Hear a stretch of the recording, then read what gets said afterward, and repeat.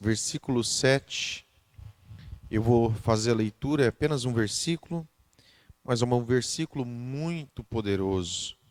Amém? Muito poderoso. Todos encontraram?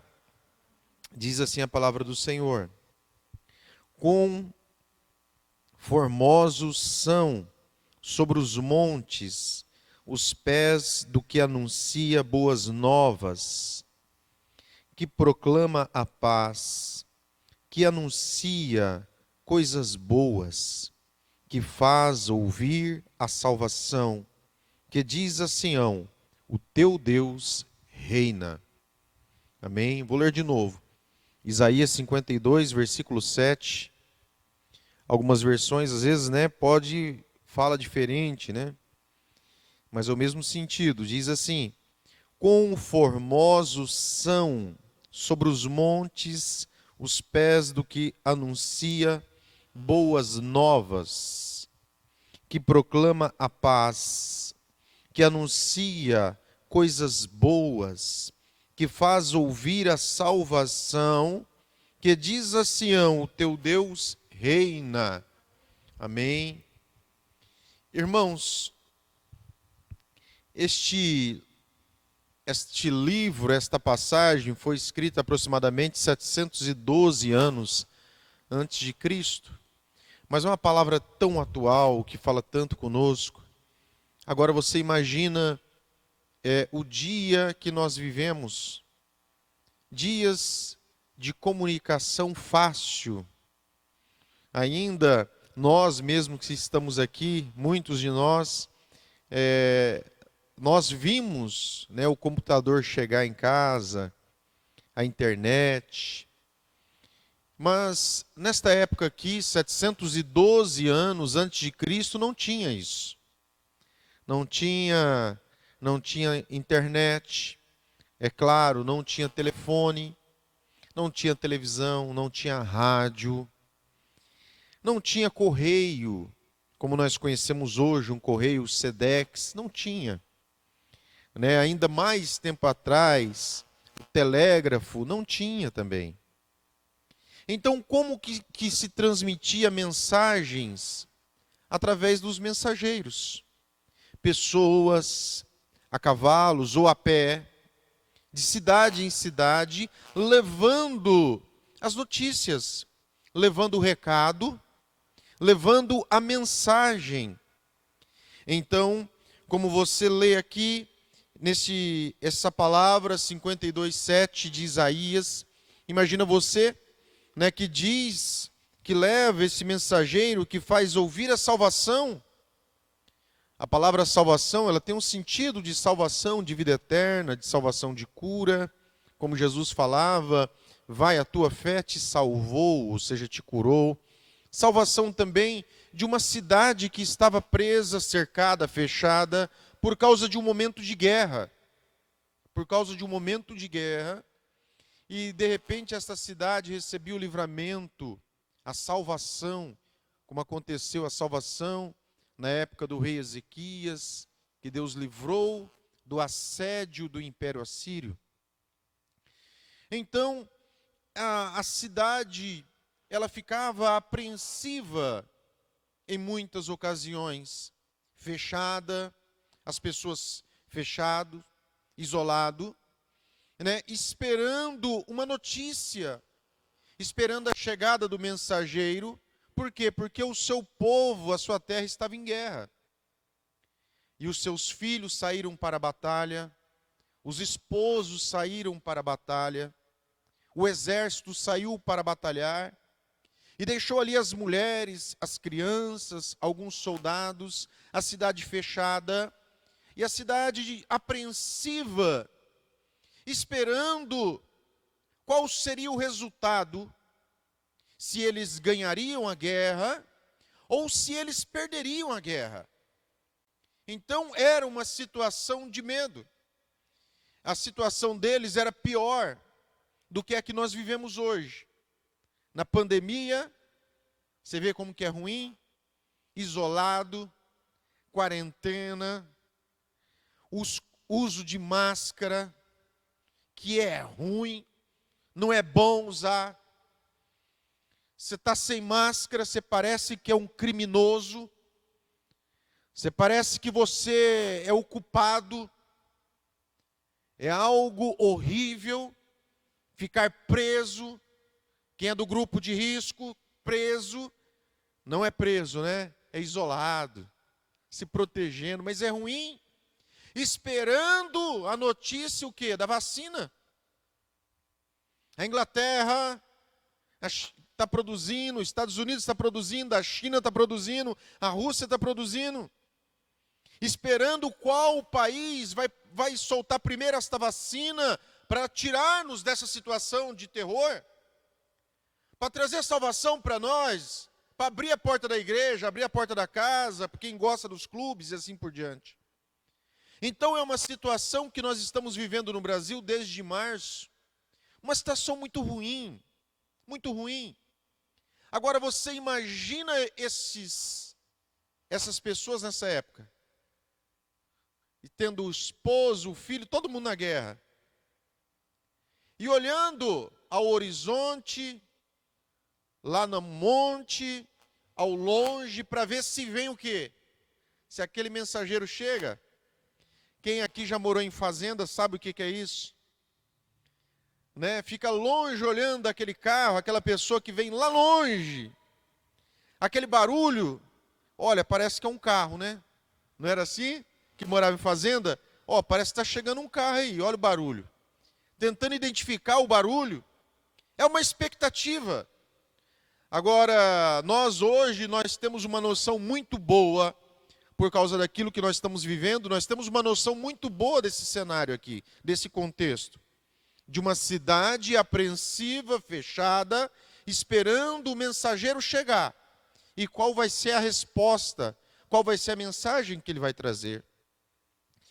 Então, irmãos, quando os familiares dessas pessoas, dessa cidade, as pessoas dessa cidade, o exército, quando eles iam para a batalha, claro que tinha que ter um treinamento, mas quando eles chegavam na linha de frente para a batalha, antes da guerra, acontecia algumas coisas. Talvez você não sabe ou se esqueceu, mas nós vamos ficar sabendo. Ficaremos sabendo então saberemos o que acontecia antes da batalha. E hoje você vai entender aquela passagem que fala que muitos são chamados, mas poucos são os escolhidos. Uma passagem muito difícil de ser interpretada e é a dúvida de muitas pessoas. Então, quando chegava a batalha, tocava-se então a trombeta, chamando em Israel, chamando as tribos, algumas ou todo Israel para a batalha. Então, quando tocava a trombeta, chamava-se as pessoas para a luta, aquelas que tinham a idade apropriada, então eles se apresentavam ali para entrar numa guerra. Então, existia uma palavra, está lá em Deuteronômio capítulo 20, depois você pode ler na sua casa. Até algumas Bíblias trazem um título que não faz parte da Bíblia, mas é um título que melhor ilustra, que fala assim, a mobilização para a guerra. Deuteronômio 20. Então começa dizendo assim, né, que quando vocês chegarem para a batalha, e virem exército mais poderoso do que vocês, soldados, carros de guerra, a Bíblia fala, não temais, não tenha medo, porque Deus vai estar com vocês nessa batalha. Amém? Então já existia esse versículo. Então, quando tocava-se a trombeta, chamando todo mundo para a batalha, aqueles que se apresentavam eram os chamados para a guerra. Esses são os chamados. E quando eles chegavam lá, ele já sabia desse versículo, que Deus havia falado no versículo 1, olha, vocês lembram que foi Deus que tirou vocês do Egito. Não tenha medo, porque Deus está com vocês nessa luta. Aleluia! Aleluia! Quem crê aí que Deus está contigo nessa luta? Você crê mesmo, irmãos? Amém? Você crê mesmo que Deus está com você? Porque se você crê que Deus está com você, quando você escutar a trombeta de Deus chamando você para a guerra, você vai lá então. Vai lá na linha de frente, meu irmão. Ah, pastor, não escutei. Não, você visualizou a mensagem no WhatsApp, meu irmão. Você não ouviu, mas você visualizou a convocação para a peleja, a convocação para a batalha, a convocação para o evangelismo, a convocação para a faxina, a convocação para o culto, a convocação para a cesta básica. Se você ouviu o chamado, se você ouviu o toque da trombeta, pode ir, porque Deus está com você. Porque Deus é contigo. Aleluia! Quando ele chegava na frente da batalha, glória a Deus, o sacerdote ia na frente do povo de guerra. E falava assim o sacerdote: olha, não desfaleça o coração de vocês. Não tenham medo. Não trema. Não treme. Não treme de medo. Não fique com medo. Não fique. Porque Deus está com vocês. Aleluia. Já existia a palavra. Agora tem um obreiro lá, o sacerdote que entra, vai lá na frente, né? Não tinha microfone, mas se fosse hoje ele pegar o microfone na mão e fala: ó, não tenha medo, tá? Não desfaleça o coração, não tenha medo e não trema. É feio você tremer, não treme de medo não, porque Deus ele vai combater com vocês essa batalha. Olha, já tinha palavra escrita na Bíblia, palavra escrita, agora a palavra pregada pelo sacerdote. O sacerdote saía da frente do povo. Aí chegavam os oficiais e colocavam na frente do povo e falava assim: quem de vocês construiu uma casa nova e ainda não morou? Aí as pessoas levantavam a mão e falavam: pode ir embora. Pode ir embora, porque se vocês morrer, alguém vai tomar conta da casa de vocês. Isso não vai ser legal. Vai embora. Aí os oficiais falavam: quem plantou uma vinha e ainda não gozou dos frutos? As pessoas levantavam, agora todo mundo plantava vinha lá. Levantava a mão: pode ir embora, porque vai que você morre. Alguém vai chupar a uva vai ficar dando risada de você ainda. Quem está noivo? Quem ficou noivo? Aí levantava a mão: vai embora, porque vai que você morre, e outro vai tomar sua noiva, não vai ficar legal para você. Irmão, você já parou para pensar que, independentemente da quantidade de pessoas que ia levantar a mão, todos eles iam embora? Isso daí, irmãos, não fazia falta alguma, porque quem batalhava com eles era Deus. Irmãos, para Deus dar vitória, não importa se é muito ou se é pouco. Aleluia! Porque é conosco que está o nosso Deus. Aí eles faziam a última pergunta: quem é medroso? Quem tem medo? Quem tem medo? Aí um monte de gente levantava a mão: pode ir embora, porque na hora do calor da batalha você vai correr, você vai fugir, e os seus irmãos vão ficar com medo também, porque vai ver você correndo, vai correr também. Então vocês vão embora. Aí, irmãos, todos esses que foram embora eram aqueles que eram chamados, mas não eram escolhidos. Isso é a diferença de quem é chamado e de quem é escolhido. Mas é interessante que quando nós chamamos, nós tocamos a trombeta, quando existe um chamado, né, não são todos que são escolhidos. De acordo com Deuteronômio 20, alguns têm os seus motivos. Alguns têm os seus motivos para não batalhar. Alguns têm os seus motivos, né, e motivos muito bons, justificativas boas para poder não guerrear. Alguns têm.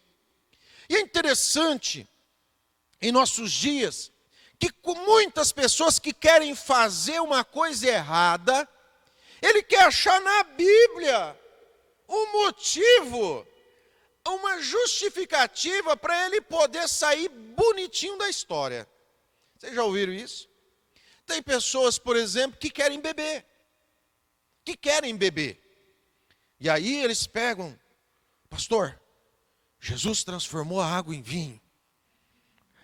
Quem já ouviu isso daqui? Né? Jesus transformou a água em vinho. Mas o milagre não era nem a água nem o vinho, era a transformação. É isso que tem que acontecer na tua vida. E as pessoas querem, a pessoa quer divorciar, ela quer separar, e ela quer arrumar um motivo. E a pessoa não consegue achar na Bíblia um motivo para separar. E um dia uma pessoa me perguntou, não tem algum motivo, não tem alguma passagem na Bíblia que eu possa separar? Eu falei, olha, deixa eu falar algo para você, se você quiser largar, você larga, mas não seja legalista não. Agora você quer largar a sua mulher, quer achar o motivo da Bíblia. As pessoas têm os seus motivos. Alguns têm os seus motivos, como o Alisson falou aqui, para dar 2 moedas de prata, porque tem a viúva que deu 2 moedas de prata. Outros têm os seus motivos para tirar o dinheiro de tudo da pessoa, alguns pilantras, pega todo o dinheiro da pessoa porque falam, a igreja primitiva deu tudo. Não é? Alguns não querem ser dizimistas e acham versículos na Bíblia.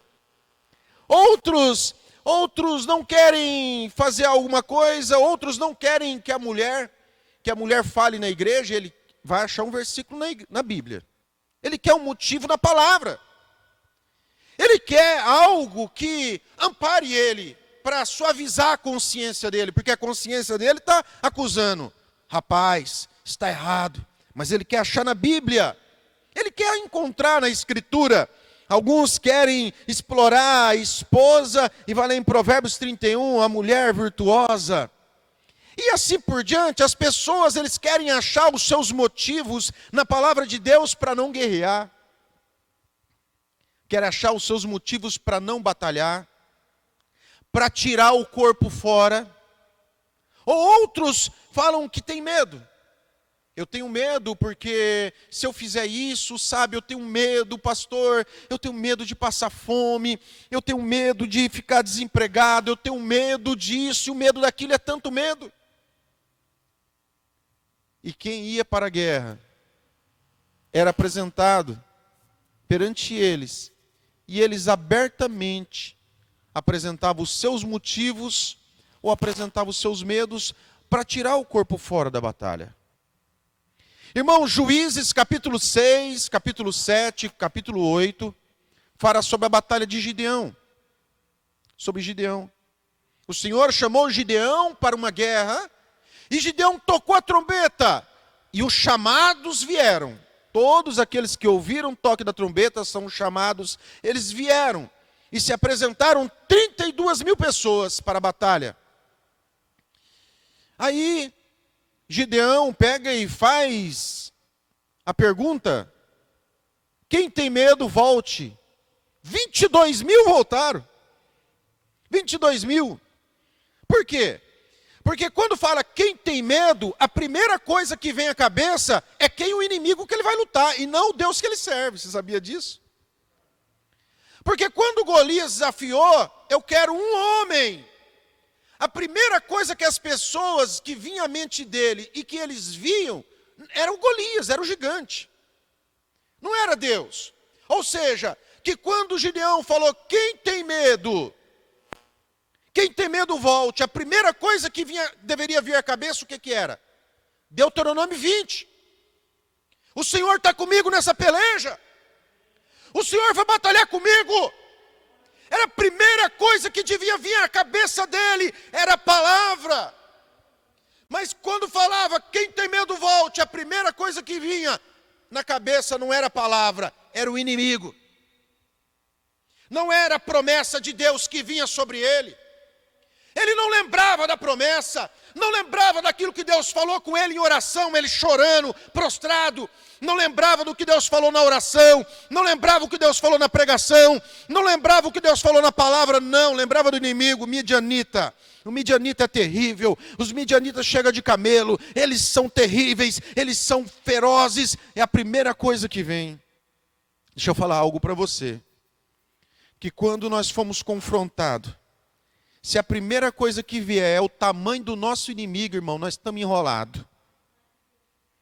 Mas se quando o gigante aparecer, ou quando aparecer a luta para você, antes de vir um gigante na tua mente, se vier a palavra e você dizer, eu vou em nome do Senhor dos Exércitos, aleluia, como Alisson pregou domingo lá, eu vou no nome de Jesus, aleluia, aleluia, glória a Deus, glória a Deus. É por isso, irmãos, que o Senhor sabia disso, é por isso que a palavra falava, olha, inculca a palavra na cabeça do teu filho. Teu filho levantando, andando, deitando, andando, trabalhando, coloque a palavra na cabeça, coloque na cabeça, coloque a palavra. Por quê? Porque na hora que falasse, quem quer ir embora, quem está com medo da batalha, ia vir a palavra, não ia vir o inimigo, não ia vir o medo. Então, 22.000 levantaram as mãos e foram embora. Juízes 6, 7, 8. Ficaram só 10.000 para lutar contra um exército. São aquelas pessoas que tiveram seus motivos. Tiveram seus motivos. Irmãos, um dia lá diante de Deus nós seremos julgados. E os segredos escondidos dos corações serão todos trazidos à tona. É por isso que o Salmo 139, o salmista dizia, Senhor, sonda e me conhece. No final do Salmo ele fala, vê se há em mim algum caminho mau e guia-me pelo caminho eterno. Não adianta, irmãos, nós enganarmos a nós mesmos, a nossa consciência, ou acharmos que estamos enganando os outros. Como Paulo falou, que ele tinha uma consciência limpa diante de Deus e diante dos homens. Porque ele procurava levar uma vida que agradava a Deus. Na batalha de Gideão, 10.000 ficaram. O Senhor falou para Gideão, é muita gente ainda, Gideão. Desce ao córrego. Né? Desce ao corgo, como a gente fala. Faz esse povo beber água. Eles desceram e o Senhor falou, você vai separar 2 grupos. Aqueles que se ajoelham e colocam a boca na água e bebe. E aquele que pega a água na mão e leva a boca, separa em 2 grupos diferentes. Porque aqueles que ajoelham e bebem a água, eles tinham todo um ritual de purificação. Obrigado. Eles tinham todo um ritual de purificação. Ajoelhar-se, bebesse água, poderia beber alguma coisa imunda, ficar cerimonialmente imundo e trazer uma derrota para todos. Ou às vezes aquele que se abaixa era uma pessoa desligada, uma pessoa que não, um soldado que não é vigilante, um soldado que não é alerta. Ele já vai ajoelhando, não quer saber quem está em volta, se o inimigo está olhando. Não, quem pega a água, leva a mão, ele está vendo o que bebe. Se é alguma coisa imunda, porque na época era assim, se era alguma coisa que ia tornar imundo ele ou não. Ele está bebendo aquilo ali, ele está de olho, ele está em alerta, ele está vigilante, ele está atento, ele é uma pessoa cuidadosa. Então, quando eles foram descer para beber água, somente 300 foram escolhidos. Então é isso que a palavra fala, que muitos são chamados, 32.000, mas poucos são os escolhidos, só 300. Mas agora você percebe que quando você chama, vem todo mundo. Mas quando Deus vai escolher, de acordo com Gideão, a passagem de Juízes, de acordo com Deuteronômio 20, o critério de escolha não está em Deus. Os parâmetros de ser escolhido ou não está na pessoa. Não é Deus que pega, vê todo mundo, Deus fala, eu quero esse, quero esse, quero esse, quero esse. Não, não é. As características de quem ia ser escolhido não está em Deus, simplesmente na soberania de Deus. Eu quero você, você, você. Não. Nesse caso da batalha, não. Nesse caso, eram parâmetros, características da pessoa. Era a pessoa que não tivesse o motivo. Era a pessoa que não tivesse o medo. Era a pessoa que fosse beber água e agisse de maneira vigilante, de maneira prudente. Então eu vou dizer algo aqui, irmãos, para nós nunca mais esquecermos. Se você fala que você não é chamado, isso não é verdade, porque Deus chama assim. E se você quer saber se você é escolhido ou não, eu quero dizer algo. Que a característica não está em Deus, está em você, está em mim. O que vai determinar se eu sou escolhido ou não, não é o dedo de Deus me apontando. São as minhas qualidades, as minhas motivações, os meus medos, as minhas desculpas, o meu posicionamento, a minha vigilância. São todas essas coisas que dirão se eu sou ou não escolhido. Amém? Vocês estão entendendo? Vocês estão entendendo? Deixa eu fazer uma pergunta. Ficou pior ou ficou melhor agora? Piorou ou melhorou? Irmãos, 300 pessoas sobraram. Mas Deus falou para Gideão que ele ia dar vitória para ele. Aleluia. Glória a Deus. Louvado seja o nome do Senhor. Era Deus que ia dar vitória. E quando eles iam para a batalha, e que eles ganhavam a guerra, o que acontecia?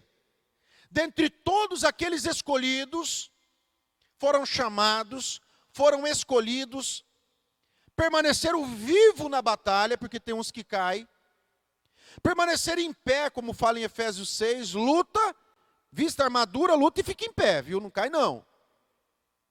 Salmo 91. Não cai não, 1000 para cá, 10.000 para lá, você fica em pé.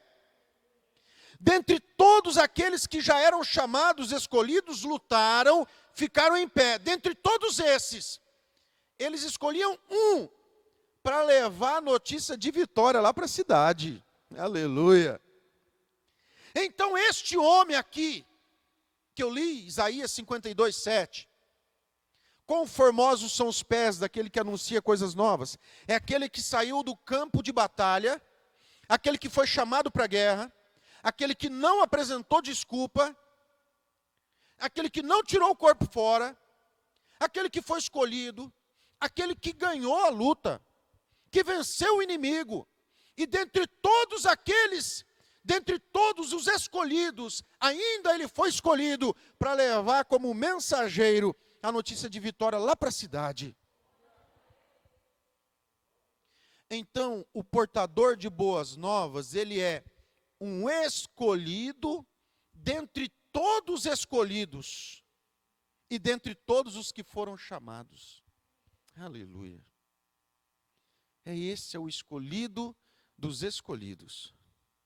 Você percebe, irmãos, que Isaías 52, versículo 7... Você sabe o que vem depois de Isaías 52? Isaías 53, você sabia disso? É claro, né, pastor? É que na Bíblia não tinha capítulo e versículo quando foi escrito, era um rolo.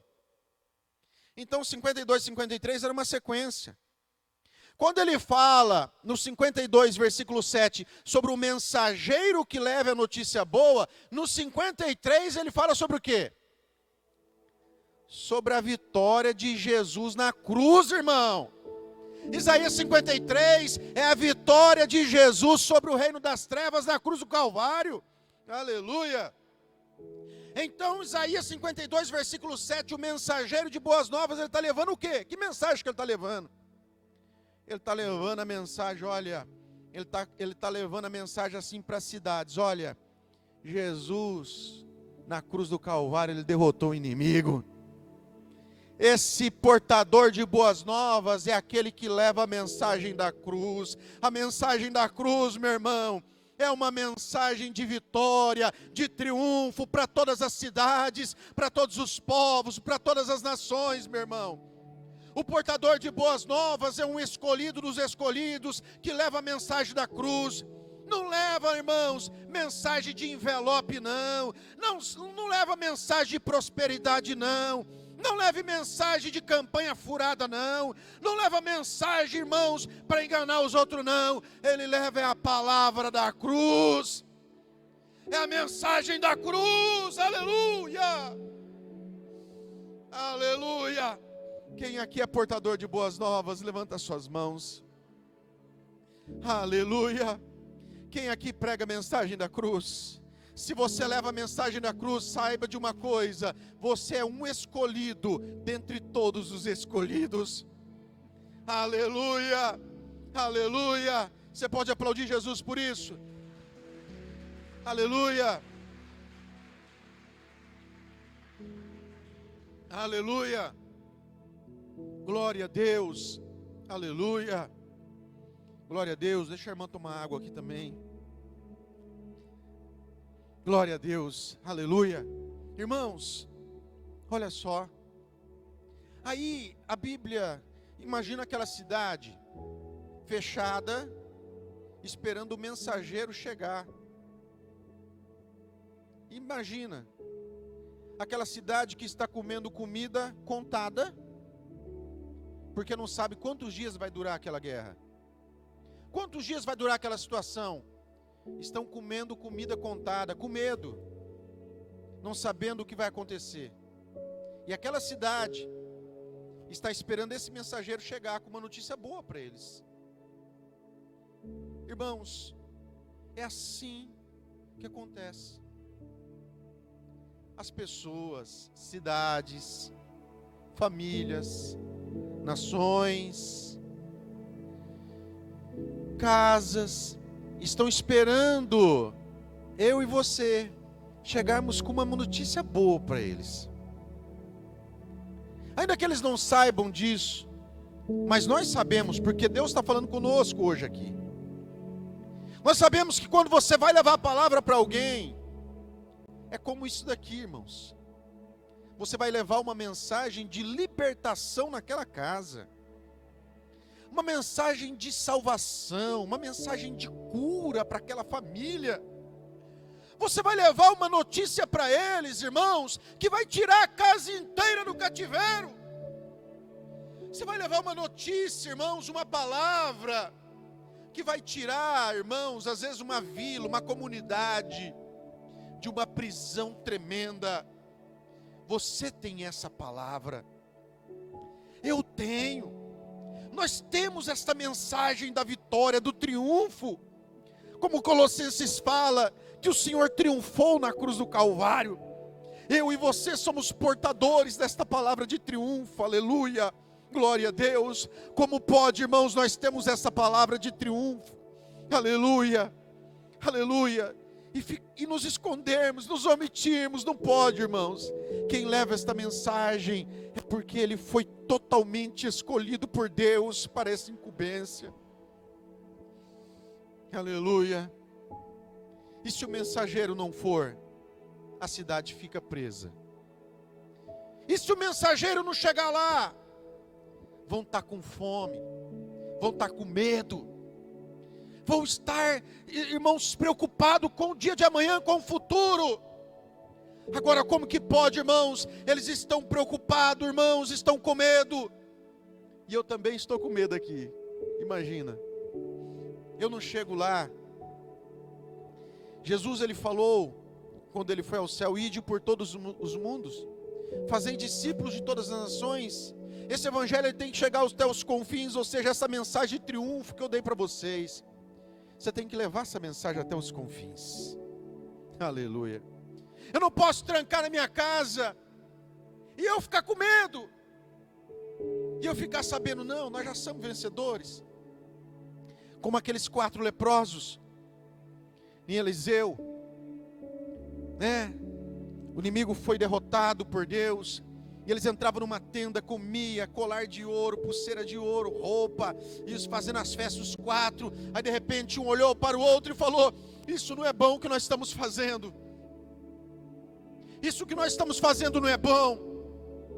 Nós estamos fazendo a festa aqui nós 4, nós estamos enriquecendo nós 4, nós somos um grupinho, nós somos uma panelinha, nós temos a notícia da vitória. O povo está lá fechado, faminto, o povo está com fome, o povo está com medo, tem gente comendo seus filhos lá, que era isso que estava acontecendo. E eu e os 4 poderiam dizer: nós temos a notícia de vitória, nós temos a notícia, e nós estamos preocupados só conosco. E eles falaram um para o outro: não é bom o que nós estamos fazendo. Irmãos, quão maravilhoso é quando a pessoa cai em si, e ela fala: isso que eu estou fazendo não é certo, não é bom isso que eu estou fazendo, eu não posso tirar meu corpo fora, Mas é que eles mandaram ficar todo mundo, mandaram todo mundo. Não é bom o que eu faço. O meu isolamento, é claro, sem ser extremista, né? Tem pessoas que estão contaminadas, têm que se isolar para não passar para os outros. Nós não somos extremistas, vocês sabem disso. Mas vocês estão entendendo a palavra. Que muitas das vezes, irmãos, nós formamos aquele grupinho que nós estamos bem. Nós estamos bem aqui em Três Lagoas, graças a Deus. Deus está operando. Estamos bem aqui na nossa casa. Nossa família toda é salva. Tudo está dando bem para nós. Tudo está caminhando bem. Irmãos, mas podia, em nome de Jesus, uma pessoa olhar às vezes, o marido olhar para a mulher olhar para o marido e falar a verdade. Falar, não é bom isso que nós estamos fazendo, isso não é bom. A família, aquele grupinho, falar assim, isso daqui que nós estamos fazendo não é bom. Porque nós temos a palavra de vitória. Porque nós temos a solução para muitas vidas.